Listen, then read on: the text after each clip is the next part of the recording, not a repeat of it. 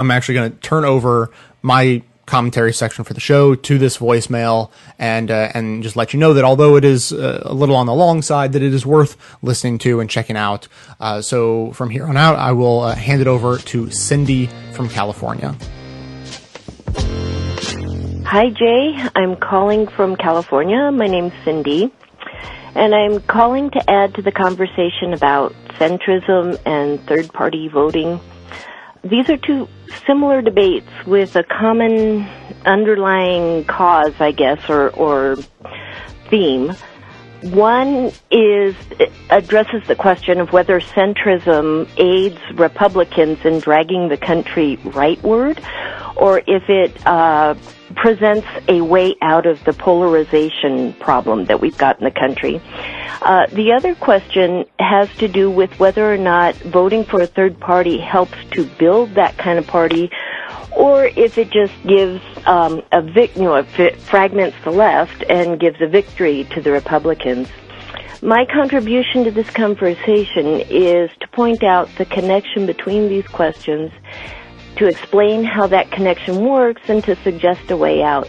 The first thing we have to recognize is that many of the things we progressives want to change are dictated by the structure of our system. In the American system, the federal government is a result of what the states do. It's not a cause. This has always been true from the time of the First Continental Congress all the way to this present day. And that's why ALEC focuses on the states. If they change the voting rules, which are dictated by the states, they change election outcomes. If they change election outcomes, they control the policy at both the state and federal level. So here are two structural things to keep in mind. This is the wonky part, but bear with me because it's really important. We have a single-member district plurality election structure for our federal legislative branch. We have an electoral college for the executive branch that awards votes according to the plurality winner in each state. These branches together choose the third branch. Because of something called Duverger's law, and that's spelled D-U-V-E-R-G-E-R, Duverger's law, this structure always results in a strong two-party system. That will never change unless changes are made to that structure. To get rid of the Electoral College altogether requires a change to the Constitution, but to at least change the way electoral votes are awarded simply requires a change at the state level. And to do that, we need to get states to pass the National Popular Vote Interstate Compact.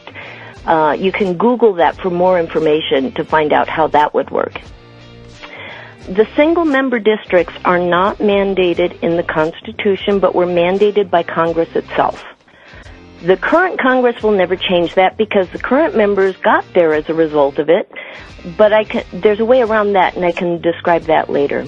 But anyway, because of Duverger's law, voting for a third party at the federal level will not make a third party more viable. To make a third party viable, it has to be built at the state level.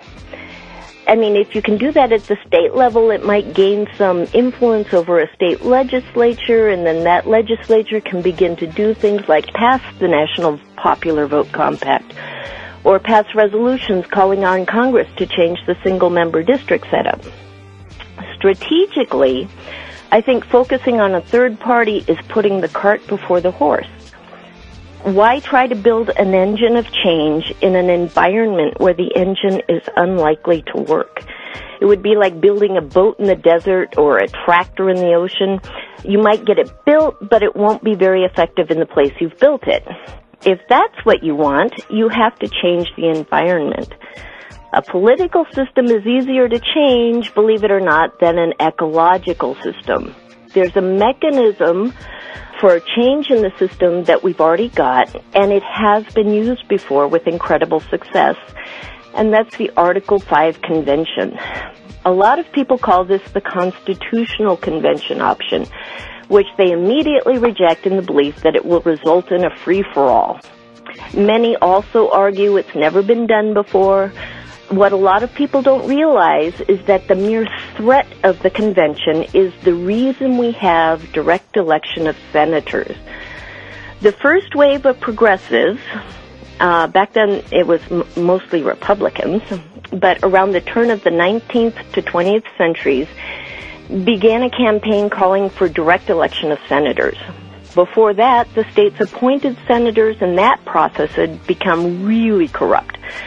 The Senate, of course, refused to pass any amendment that would alter the status quo because those senators had gotten wealth and power with that status quo, so had no incentive to change it, which is kind of the situation we have now. But anyway, back then, the states began calling for an Article 5 convention for the purpose of proposing amendments. It took 18 years, but by 1911, 30 of the 31 states necessary had passed legislation calling for a convention. Right after that, the senators saw that their situation was put in threat, that they might lose their offices with this convention, so they immediately passed the 17th Amendment, and then the states ratified it. But anyway, so here's the activist call to action part. If you want an environment that fosters third parties, if you want to rein in corporate personhood, if you want to regulate money in politics, then there have to be changes to the structure of the federal government. People have to buckle down to the hard work of getting legislatures to do what the Constitution itself says they can. It took our predecessor progressives about 20 years to get the 17th Amendment. It took the corporatist Republicans about 30 years from the Powell memo to the complete capture of the judicial branch. None of these projects moves quickly. But if we want to achieve these goals, we have to turn our attention to the state legislatures. We need to swamp all those online petition sites and clog all the legislative phone lines demanding they take action on the Article 5 convention. Eventually, those politicians in Congress will do what they did in 1912. They'll pass whatever it takes to avoid the convention. Now, centrism, like voting for third parties, will never bring about change. Similar to the structural reality of Duverger's law, there's a negotiating principle that comes into play here. It's a bit trite to say it now, but negotiators generally fall into two categories, cooperative or competitive. The cooperative negotiator is always looking for common ground, with the idea that if I give a little, on this point, the other side will give a little on that point. Or if we work on the common ground stuff first, then goodwill will be built up and we'll be able to compromise on the harder stuff. The competitive negotiator seeks to maximize his win. So when a competitive negotiator encounters a cooperative negotiator, he takes every concession and then remains firm on his original demands with regard to that harder stuff. I don't have to tell you that in today's Republican Party, both the base and the leadership have adopted the competitive stance, and the Democrats, often in the name of centrism, have adopted the cooperative stance. Decades-old studies have shown that when a cooperative negotiator meets a competitive negotiator, the best tactic for that cooperative negotiator is to adopt a competitive strategy. Failure to do this on the part of the Democrats has resulted in a Supreme Court that is now the most conservative it has been in 100 years.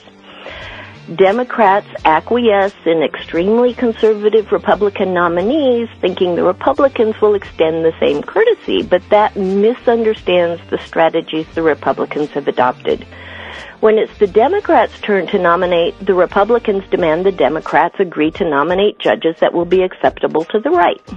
In fact, all the economic and tax policy choices, both legislatively and judicially, demonstrate this rightward drift as Republican competitive negotiating strategy wins concession after concession from the cooperative Democrats. Many of them call themselves centrists. Anyway, my shorthand advice, after this very long message, is my shorthand advice about voting is vote defensively at the federal level. You're not going to win change there. Vote for change at the state level. But more importantly, don't let those state legislators rest until they do what's necessary to fix the system, which is to call for an Article 5 convention. That's the only thing that will make the corporatist senators and Congress people sit up and take notice. Anyway, like everyone else who calls in, I really love the show. I think it's one of the best produced shows out there. So thank you for that. Bye. Thanks to Cindy for that message, and congratulations on being the only person to have left a 10-minute long voicemail and had it played on the show. That is an impressive feat. But to Cindy's point about the Constitutional Convention being the only way to create systemic change in this country, the only people I know of who are working on that, I'm sure there are others, but the only people I know of are friends of the show, the Young Turks, and their political action committee, wolf-pac. So for details on what they're up to, please visit wolf-pac.com. So that's going to do it for today. Thanks to everyone for listening, and a special thanks to those who support the show by becoming a member or making one-time donations to the show. That is absolutely how the program survives. Stay tuned into the show between episodes by joining up with us on Facebook and Twitter. And for details on the show itself, including links to all the sources and music used in this and every episode, all that information is always posted in the show notes on the blog.